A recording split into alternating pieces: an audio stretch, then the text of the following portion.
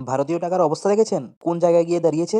এখন ভারতীয় টাকা $1 সমান সমান 94.06 রুপিস। ভারতীয় মুদ্রার এই অবস্থা বিগত 10 বছরের রেকর্ড ভেঙেছে। ভারতীয় টাকার এই অবস্থা দেখে বিরোধীরা আমাদের ফাইন্যান্স মিনিস্টারকে প্রশ্ন করলে জানেন ফাইন্যান্স মিনিস্টার কি উত্তর দিয়েছেন? अरे रुपया ठीक चल रही है और रुपया को ठीक चल रही है बिल्कुल ठीक चल रही है नो আমাদের টাকা নাকি ঠিক চলছে। আর ভারতীয় টাকা যখন 60 টাকা 70 টাকা ছিল তখন আমাদের মোদিজির কথাগুলি শুনবেন।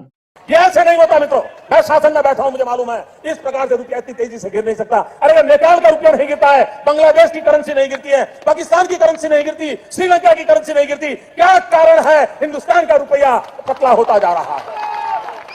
ये जवाब देना पड़ेगा आपको। देश आपसे जवाब मांग रहा है। শুনলেন তো বড় বড় আলাপগুলা? এইবার টাকার মান বৃদ্ধি পেলে কি হয়? আমাদের বেশি পয়সা খরচা করে তেল আনতে হবে বাইরে থেকে, যার ফলে আমাদের ট্রান্সপোর্ট কস্টটা বেড়ে যাবে এবং এর ফলে আমাদের দ্রব্যমূল্যের বৃদ্ধি ধীরে ধীরে বাড়তে থাকবে। এখন আপনারা বলবেন যে সেন্টার তো 10 টাকা করে তেলের উপর কমিয়ে দিয়েছে। দেখুন আসলে একটা ইলেকশনের টোপ, যেই মাত্র পশ্চিমবাংলা ইলেকশনটা শেষ হবে দেখবেন পুনরায় আবার 10 টাকা বাড়িয়ে দেবে। কারণ এই 10 টাকা কমানোর ফলে না সেন্ট্রাল গভর্নমেন্টের উপর প্রতি বছর 1.5 লাখ কোটি টাকার কাছাকাছি অর্থনীতির বার্ডেন আসবে।